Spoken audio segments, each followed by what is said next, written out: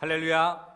네, 오늘도 하나님 앞에 또 말씀 앞에 예배하는 이 자리에 오신 사랑하는 모든 성도님들을 주님의 이름으로 환영하고 축복합니다. 또 귀한 찬양 들려주신 실로암 찬양대에게도 감사를 드립니다. 은혜 앞에라는 주제로 룻기 시리즈 설교를 진행하고 있습니다. 지난주 수요일에 갈림길 앞에서라는 제목으로 첫 번째 말씀을 나누었고, 오늘은 두 번째 시간입니다. 지난 시간 말씀을 잘 기억하고 계신지 잠깐 복습하도록 하겠습니다. 잘 떠올려 보시기 바랍니다. 백남훈 목사가 처음에 룻기를 선택한 이유는 무엇일까요? 네, 다 알고 계시군요. 네, 짧아서입니다. 네, 몸풀기 문제였고요. 이제 진짜 문제 들어가겠습니다. 네, 친절, 자비, 충성, 사랑 등 여러 가지 뜻을 가진 이것은 주로 하나님의 사랑과 자비를 이야기할 때 사용됩니다. 이것은 무엇일까요? 네, 아멘. 네, 헤세드입니다. 이 헤세드라는 것은 구약 성경 전체에 흐르는 매우 중요한 개념입니다. 룻기 시리즈 설교도 룻기에 나오는 세 번의 헤세드를 중심으로 말씀을 나누고 있습니다. 그래서 문제 2번 나갑니다. 룻기에서는 헤세드라는 단어가 총 몇 번 나올까요? 네, 3번입니다. 그래서 시리즈 설교도 3번 진행하게 됩니다. 그러면 이제 등장인물에 대한 문제가 나갑니다. 나의 하나님은 왕이시다. 그것은 누구의 이름일까요? 엘리멜렉입니다. 그리고 기쁨 누구일까요? 네, 맞습니다. 나오미입니다. 그럼 질병은 누구일까요? 질병이 빠졌네요. 질병과 황폐, 그럼 같이 하겠습니다. 질병과 황폐는 말론과 기련입니다. 그리고 등 뒤라는 뜻을 가진 오르바입니다. 그리고 친절과 우정이라는 뜻을 가진 주인공의 이름은 네, 맞습니다. 룻입니다. 네, 다들 잘 기억하고 계십니다. 그러면 마지막 문제입니다. 룻이 그의 시어머니 나오미에게 선대, 즉 헤세드를 보일 수 있었던 원인이 되는 구절은 무엇일까요? 아멘. 네, 맞습니다. 어머님의 하나님이 내 하나님입니다. 바로 3번이 되겠습니다. 이렇게 지난 시간은 룻이 보여주었던 헤세드에 대해서 함께 이야기를 나누었습니다. 룻은 나그네와 같은 이들을 선대했습니다. 낯선 히브리 이방인과 결혼하며 헤세드를 베풀었습니다. 그런데 그 결과가 최악으로 나타났죠. 그의 남편이 죽게 된 것입니다. 그러나 룻은 거기서 선을 행하기를 멈추지 않았습니다. 하나님을 믿고 시어머니 나오미를 끝까지 책임지는 헤세드를 보여주었습니다. 어떠한 어려움에도 선을 포기하지 않는 바로 이것이 룻이 가진 헤세드였다는 사실을 지난 시간 함께 말씀을 나누었습니다. 오늘은 룻기에서 나오는 두 번째 헤세드, 룻기의 남자 주인공이라고도 말할 수 있는 보아스의 헤세드에 대해서 함께 말씀을 나누겠습니다. 룻기에 총 3번 등장하는 헤세드 중에 두 번째 헤세드가 우리가 함께 읽었던 말씀 중에 있습니다. 20절 말씀인데요, 우리 함께 읽어보겠습니다. 시작. 나오미가 자기 며느리에게 이르되 그가 여호와로부터 복받기를 원하노라. 그가 살아있는 자와 죽은 자에게 은혜 베풀기를 그치지 아니하도다 하고. 이것은 나오미가 보아스를 칭찬하는 장면인데요, 함께 읽을 말씀에 은혜 베풀기를 그치지 아니하도다, 바로 이 은혜라는 단어가 헤세드입니다. 그렇다면 보아스가 베풀었던 은혜가 무엇인가를 이해하기 위해서는 그 앞에 있는 내용들을 보아야 합니다. 나오미는 룻과 함께 베들레헴에 도착했습니다. 10년 만에 남편과 두 아들을 잃고 이방인 며느리인 룻만 데리고 귀향하게 된 것입니다. 이런 나오미의 이야기는 베들레헴 사람들에게 큰 충격이었습니다. 성경도 베들레헴 온 성읍이 떠들며 이 이가 나오미냐라고 말했다고 기록하고 있습니다. 나오미는 그들에게 자신의 이름을 마라, 즉 괴로움이라 부르라고 말하면서 자신이 이런 비참한 처지가 된 것은 전능자의 괴롭힘 때문이다라고 말하고 있습니다. 이 구절은 나오미가 모든 것을 포기하고 고향으로 돌아왔다는 것을 보여줍니다. 또 아무런 희망이 없는 그녀의 영적인 상태를 보여주기도 합니다. 그러나 그의 며느리 룻은 완전히 달랐습니다. 자신의 환경이 어렵다고 삶을 포기하거나 주저앉아 있을 마음이 없었습니다. 그럴 것이라면 자신의 조국을 떠나 이스라엘로 오지도 않았을 것입니다. 그래서 그녀는 이렇게 이야기합니다. 2절 말씀인데 읽어드리겠습니다. 밭에 나가볼까 합니다. 혹시 나에게 잘 대하여 주는 사람을 만나면 그를 따라다니면서 떨어진 이삭을 주울까 합니다. 사실 이 시절에 이삭을 줍는 일은 매우 위험했습니다. 보아스는 그의 일꾼들이 특별히 악한 느낌을 주지 않았음에도 불구하고 그들에게 그녀를 건드리지 말라라고 명했습니다. 그리고 또 2장 22절에 보면 보아스가 룻에게 한 말, 다른 밭에서는 사람을 만나지 아니하는 것이 좋으니라. 이것을 NIV 성경은 이렇게 번역하고 있는데, 다른 사람 밭에서는 내가 해를 당할지도 모르기 때문이다로 번역하고 있습니다. 이것은 그 시절에 밭에서 이삭을 줍다가 해코지를 당하는 일이 빈번했기 때문에 보아스가 룻에게 이렇게 당부한 것입니다. 이런 위험에도 불구하고 성경은 룻이 우연히 안전한 보아스의 밭에 도착했다고 말씀합니다. 우리 룻기 2장 3절 말씀인데요, 함께 읽겠습니다. 룻이 가서 베는 자를 따라 밭에서 이삭을 줍는데 우연히 엘레멜렉의 친족 보아스에게 속한 밭에 이르렀더라. 히브리어 성경으로 보면 이 우연히라는 뜻을 가진 카라라는 히브리어가 2번 연속으로 나옵니다. 룻기 강해서인 아름다운 말 한마디를 나누러 가고 싶다라는 이종록 목사님의 책에서는 성경에 우연이라는 말이 2번 연속으로 나오는 이유가 바로 저와 여러분들에게 이렇게 질문하는 것이라고 말합니다. 당신은 이 일이 정말 우연이라고 생각하십니까? 우연이 아닙니다. 결코 우연이 아닙니다. 하나님께서는 자신의 앞길을 맡긴 사람들을 절대 내버려 두지 않으십니다. 그들의 길을 철저하게 인도해 주십니다. 그래서 여기서 문제가 나갑니다.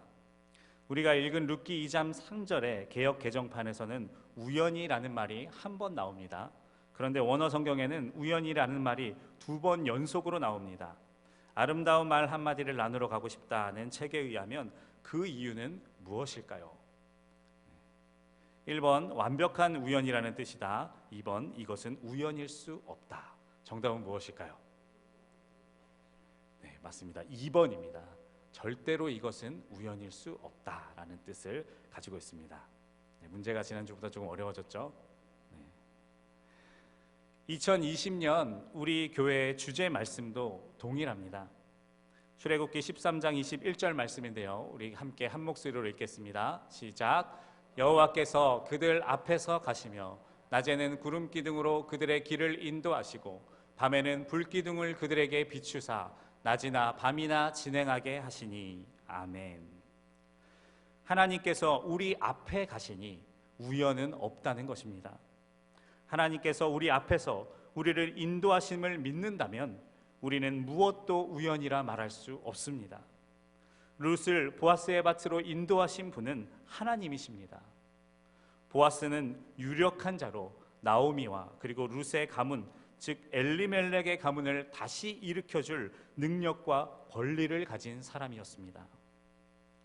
룻도 나오미도 그리고 오늘 말씀에 나오는 보아스도 몰랐지만 하나님께서 그 구원의 역사를 진행시키고 있었던 것입니다. 제 주변에도 무모하리만큼 자기 앞길을 하나님께만 맡기시는 목사님들이 있습니다. 쉽게 문제를 해결할 수 있는 조건과 형편을 가지고 있음에도 불구하고 나의 앞길은 하나님이 책임지신다, 이런 믿음을 가지고 어디에도 손 벌리지 않고 기도하며 준비하시는 분들이 있습니다. 지켜보는 입장에서는 아슬아슬하기도 합니다. 그런데 놀랍게도 이런 분들이 시간이 지나면 다 잘 되어 있는 것을 봅니다. 시작은 느려도 그 마지막에 보면 결국 다 잘 되어 있습니다. 창세기 14장에 보면 아브라함의 조카 롯이 살던 소돔에 전쟁이 일어나는 장면이 나옵니다. 그 전쟁에서 소돔이 패하게 되어 롯은 포로로 잡혀가게 됩니다. 이 소식을 들은 아브라함은 자신의 사병들을 가지고 조카 롯을 구하러 갑니다. 그리고 하나님의 도우심으로 그 전쟁에서 승리하여 롯과 노략물을 모두 되찾게 됩니다. 작은 국가들끼리 전쟁이라 하더라도 무려 9개 나라가 서로 전쟁을 벌인 것이기 때문에 그 노략물이 매우 많았을 것입니다. 승리하고 돌아온 아브라함에게 소돔의 왕이 이렇게 말했습니다. 사람들은 나에게 돌려주시고 물건은 그대가 가지시오. 그러나 아브라함은 지극히 높으신 하나님께 손을 들어 맹세하며 이렇게 대답했습니다. 우리 함께 보겠습니다. 그대의 것은 실오라기 하나나 신발끈 하나라도 가지지 않겠습니다. 그러므로 그대는 그대 덕분에 아브라함이 부자가 되었다고는 절대로 말할 수 없을 것입니다. 아멘. 전쟁에서 승리했으니 얼마든지 가져갈 수 있는 큰 재물을 아브라함은 거절했습니다. 왜 이렇게 한 것입니까? 바로 아브라함은 재물 앞에서도 하나님만을 생각했기에 이렇게 했던 것입니다. 나를 부자로 만들어주시는 이, 나를 부욕해 하는 이는 다른 무엇도 아니라 하나님 한 분뿐이시라는 믿음이 그에게 있었던 것입니다. 아브라함도 그리고 룻기의 주인공인 룻도 다 자신의 앞길을 하나님께 맡길 수 있는 믿음의 사람들이었습니다. 우리 로마서 8장 28절 말씀을 읽겠습니다. 우리가 알거니와 하나님을 사랑하는 자 곧 그의 뜻대로 부르심을 입은 자들에게는 모든 것이 합력하여 선을 이루느니라. 아멘. 우연은 없습니다. 우리를 인도하며 부르신 하나님께서 저와 여러분들의 인생에서 일어나는 모든 일들이 합력하여 선을 이루게 하실 것입니다. 그런데 이렇게 계획된 우연이 보이진 않지만 하나가 더 숨어 있습니다. 보아스의 이야기인데요. 보아스는 일꾼들 사이에서 열심히 일하고 있는 룻을 보고 감독관에게 물었습니다. 저 젊은 여인은 네 집 안악인가? 일꾼들을 감독하는 젊은이가 이렇게 말했습니다. 우리 함께 읽어보겠습니다. 시작.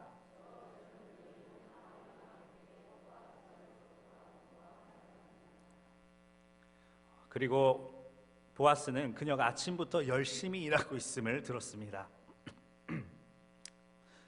그러자 그는 바로 룻을 불렀습니다. 죄송합니다. 그리고 이해할 수 없는 큰 배려를 룻에게 베풀어 줍니다. 다른 밭에는 가지 말고 자신의 밭에서만 일하라고 말했으며 젊은 일꾼들에게서 보호해 줄 것과 또 목이 마르면 일꾼들이 마시는 물을 마실 것을 권해주었으며 볶은 곡식을 먹고 또 남을 정도로 많이 주었고 일꾼들이 룻이 이삭을 주울 때 일부러 이삭을 흘리도록 명했습니다. 여기서 두 번째 문제입니다. 보아스가 룻에게 한 배려가 아닌 것을 고르세요. 네, 정답을 다 알고 계십니다. 볶은 곡식을 조금만 주지 않았습니다. 너무 많이 주어서 그것을 싸들고 시어머니와 함께 나눠 먹을 만큼 많이 주었죠. 이렇게 보아스는 우리가 다 세기도 힘들 만큼 이렇게 많은 배려를 룻을 보자마자 베풀어 주었습니다. 선뜻 이해하기 어려운 일입니다. 그러나 마태복음에 나오는 예수님의 족보를 보면 우리가 보아스의 마음을 어느 정도 헤아릴 수가 있습니다. 우리 함께 읽어보겠습니다. 시작. 살몬은 라합에게서 보아스를 낳고. 다윗 왕의 증조 할아버지 예수님의 조상이 되는 보아스를 소개한 말씀입니다. 그는 여호수아에 나오는 라합이라는 여인의 아들입니다. 여호수아에 보면 여리고성을 정탐하기 위해 2명의 정탐꾼을 보내는 장면이 나옵니다. 그리고 그들이 가서 라합이라 하는 기생의 집에 들어가 거기서 유숙했다라고 성경은 기록하고 있습니다. 그런데 이 두 사람의 정탐꾼이 정탐은 잘 못했습니다. 가자마자 라합에게 바로 들켰고요. 그리고 얼마 되지 않아서 라합뿐만 아니라 여리고성 사람들에게 다 들켰습니다. 라합은 그들이 이스라엘 정탐꾼이라는 사실을 알고 숨겨주었습니다. 그들의 목숨을 건져준 것이죠. 그리고 자기가 그들에게 선행을 베풀었으니 자신의 가족들의 목숨을 살려줄 것을 요청합니다. 이렇게 생명을 건진받아 이스라엘 백성들과 함께 살게 된 것이 여호수아에 나오는 기생 라합과 그 가족들인 것입니다. 여리고성의 모든 이들이 완전히 진멸당했으니 라합과 그 가족들만 살아남았습니다. 그리고 그녀가 낯선 이스라엘 민족들과 함께 살았던 삶이 어땠을지 상상하기는 어렵지만 쉽지 않았을 것이라 추측해 볼 수 있습니다. 물론 그녀는 살몬이라는 이스라엘 사람을 만나 결혼했습니다. 그러나 이스라엘 민족의 원수인 가나안 종족 출신의 기생이라는 직업을 가졌던 그녀를 이스라엘 공동체에서 잘 대해주었을까 하는 의심이 듭니다. 말할 수 없지만 많은 괴로움을 겪지 않았을까요? 또 그런 어머니의 삶을 지켜보며 자라온 보아스의 심정은 어땠을까요? 문제 3번입니다. 다음은 보아스가 나오는 예수님의 족보입니다. 보아스의 어머니의 이름은 무엇일까요? 네, 라합입니다. 네. 감사합니다. 보아스는 어린 시절부터 어머니를 지켜보며 이방 여인으로 이스라엘 공동체 안에서 살아간다는 것이 얼마나 어려운 일인지 알았을 것입니다. 단순히 아는 정도가 아니라 삶으로 깊이 체감했을 것입니다. 그리고 어쩌면 그도 가나안 족속이었고 기생이었던 어머니로 말미암아 놀림받고 상처받았을지도 모릅니다. 그랬던 그였기에 룻의 이야기를 듣게 되었을 때 그냥 있을 수가 없었던 것입니다. 자신이 베풀 수 있는 선을 최선을 다해서 그녀에게 베풀어 주었던 것입니다. 보아스가 어린 시절 겪었을 어려움은 사실 그의 선택으로 인한 것이 아닙니다. 태어나고 보니 어머니가 라합이었습니다. 어쩌면 그는 나는 왜 평범하지 않은가? 나의 인생은 왜 남들과 달라야 하는가? 이런 질문을 끊임없이 하며 살았을지 모릅니다. 그러나 이 모든 것은 결코 우연이 아니었습니다. 사실 지금 이 자리에서 예배 드리시는 분들 중에도 이 보아스와 동일한 질문을 지금도 하고 계시는 분이 있을 수 있습니다. 왜 나에게 이런 일이 일어난 거야? 왜 나는 남들처럼 평범하게 살 수가 없는 거야? 이런 일들, 이런 사람들, 이런 어려움들 왜 나에게만 일어나는 거야? 유튜브에서 탈북자들을 도와 우리나라나 제3국으로 연결시켜주는 선교회를 운영하시는 한 목사님의 간증을 본 적이 있습니다. 한 번은 그분이 사역을 하시다가 중국에서 공안들 몰래 탈북자들을 넘기는 일을 하고 있으셨습니다. 그때 공안에게 잡히는 바람에 모진 고문을 당하셨다고 합니다. 물고문과 전기고문을 받았는데 그 후유증으로 풀려나게 되었는데 아무것도 기억이 나지 않았다고 합니다. 여기가 어디인지, 어디로 가야 하는지, 나는 누구인지조차 기억이 안 났다고 합니다. 그러다가 우여곡절 끝에 하나님의 은혜로 집에 돌아가게 되었습니다. 그런데 정말 안타까운 것은 집에 도착해서 가족들을 만났는데 두 아들마저 누구인지 기억이 나지 않았다고 합니다. 시간이 지나면서 서서히 기억이 돌아오기 시작했는데 자신의 가족들조차, 심지어 자기의 목숨보다 더 사랑하는 두 아들조차 기억하지 못했다는 사실에 그분의 마음 깊숙한 곳에서 무언가 끓어오르기 시작했다고 합니다. 하나님, 이건 아니잖아요. 아무리 그래도 이건 아니잖아요. 기억이 돌아오면서 자신을 고문했던 두 남자에 대한 분노와 그리고 자신을 이렇게까지 방치해 두신 하나님에 대한 원망이 목사님의 마음에 가득했다고 합니다. 그러던 어느 날 우연히, 여기서도 우연입니다. 우연히 자신이 붙잡혔던 중국 지역을 다시 들어가게 되었는데 그곳에서 자신을 고문했던 남자를 보게 됩니다. 참을 수 없는 분노가 일어나서 그 사람을 쫓아가기 시작했고 그가 사는 마을에서 그에 대한 이야기를 듣게 되었습니다. 놀랍게도 그 사람은 전도사가 되어 있었습니다. 그 사정을 들어보니 목사님이 고문을 당할 때 아무리 고문하고 괴롭혀도 저녁에는 찬송하고 기도하는 모습을 보면서 아, 저 사람에게는 뭔가가 있구나.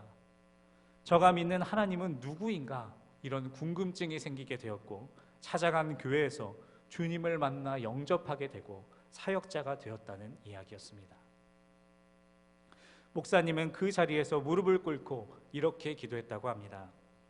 하나님, 저 또 할게요. 또 고문당해서 저런 영혼들을 구원하실 수만 있다면 저 또 받을게요.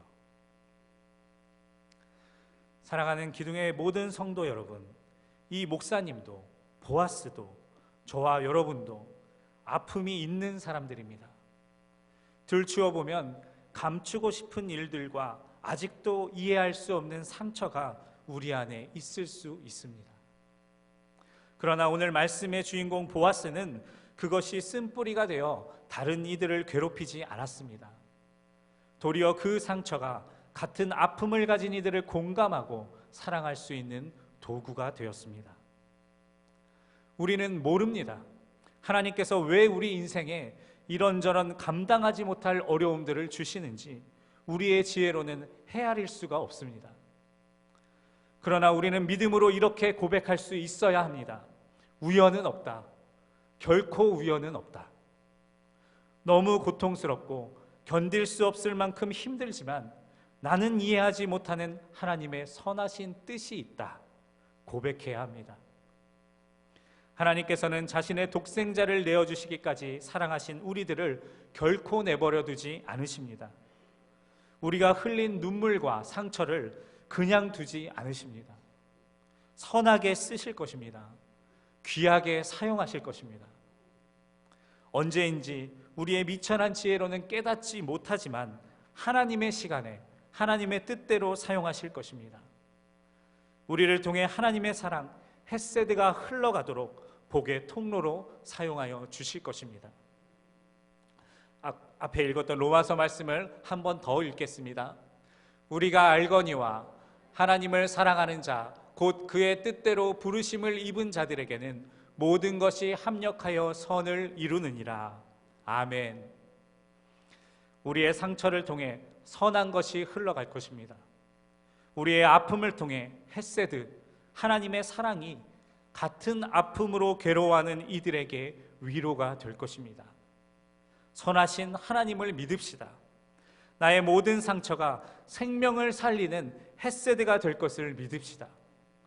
이렇게 믿음으로 모든 아픔을 주님께 올려드리고 보아스와 같은 은혜를 베푸시는 기둥의 모든 성도님들 되시기를 주님의 이름으로 축원합니다. 아멘.